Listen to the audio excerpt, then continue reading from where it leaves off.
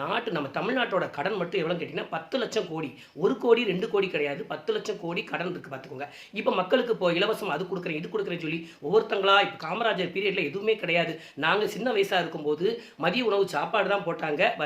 அதுவும் ஏன் போட்டாங்கன்னா பிள்ளைங்க வந்து படிக்க வரமாட்டாங்க, விளையாடுறாங்க, வேலைக்கு போகிறாங்கங்கிறதுக்காக காமராஜர் அந்த நலத்திட்டத்தை கொண்டு வந்தார். அப்படியாவது பிள்ளைங்க வந்து சாப்பிடுவாங்க, சாப்பிட்டு வந்து படிப்பாங்கங்கிறதுக்காக கல்வி கண் திறந்த காமராஜர்னு சொல்லி சொல்லுவோம். கர்ம வீரர் காமராஜர்.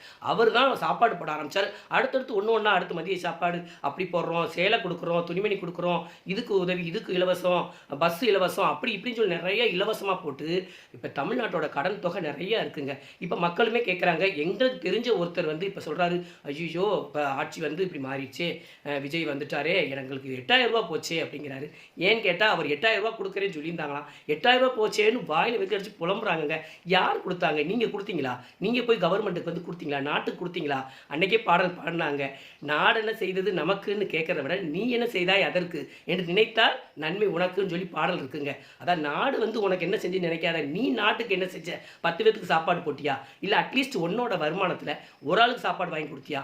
அதைத்தான் நினைக்கணுங்க. நம்ம நல்லது செஞ்சாட்டாங்க நம்ம அடுத்தவங்க எதிர்பார்க்க முடியும். இப்படி இலவசம் சொல்லி நாடு எங்கேயோ போய்கிட்டு இருக்குங்க.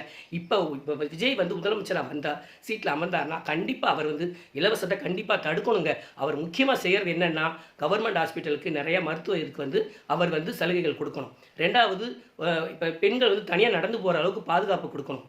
இளைஞர்களுக்கு வேலை வாய்ப்பு கொடுக்கணும். இப்படி பண்ணாலே நாடு நல்லா வந்துருங்க. ஆமாங்க, ஒரு மன்னர் வந்து நல்லா ஆட்சி புரிஞ்சாலே நாடு வந்து செழிப்பாக வளரும்னு சொல்லுவாங்க. அதாவது நீர் வரப்பு உயரும், வரப்பு உயர நெல் உயரும், நெல் உயர நாடு உயரும். அது மாதிரி ஒரு மன்னர் வந்து எப்படி ஆட்சி பண்ணுறாரோ அப்படித்தான் நாடும் நல்லா இருக்கும்னு சொல்லுவாங்க.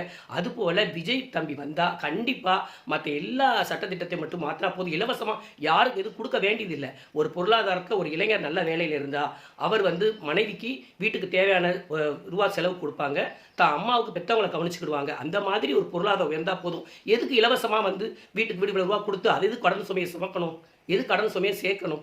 அதனால் தயவு செஞ்சு இலவசமாக யாருமே எதுவுமே கேட்காதீங்க. ஆனால் தயவு செஞ்சு இலவசத்தை மட்டும் மறந்துடுங்க. நாடு முன்னேறணும்னா ஒவ்வொருத்தங்களும் இப்படி இலவசத்தை எதிர்பார்க்காம எது முக்கியமானது என்ன, ஒரு படிப்பு, இல்லை ஒரு வேலை வாய்ப்பு, இல்லை மருத்துவ இது வசதி, இது மட்டும் எதிர்பார்த்தா போதும். மற்றபடி உங்கள் பிள்ளைகிட்ட கேளுங்க, உங்கள் வீட்டுக்கார்ட்ட கேளுங்க. அவங்கவுங்க சம்பாத்தியம் பண்ணி அவங்கள காப்பாற்றணும். அதுக்கு பொருளாதாரம் உயரணும். இப்போ ஒரு வேலை வேணும்னா வேலை வாய்ப்புக்கு தான் பொருளாதாரம் உயரணும். அதை விட்டுட்டு இலவசத்தை வந்து தயவு செஞ்சு வாங்கினீங்கன்னா நாடு படு மோசமாக போயிடுங்க. மேலும் மேலும் மேலும் தமிழ்நாடு கடன் தான் அதிகரிக்கும். நம்ம வீட்டுக்குள்ளே சிக்கனத்தை ஆரம்பித்தா நாடே சிக்கனமாக இருக்குங்க. ஆமாங்க, இதை சொல்லணும்னு ரொம்ப ஆசைப்பட்டேங்க. இந்த விடாட்சி அமையட்டுங்க. தேங்க்யூங்க, தேங்க்யூ.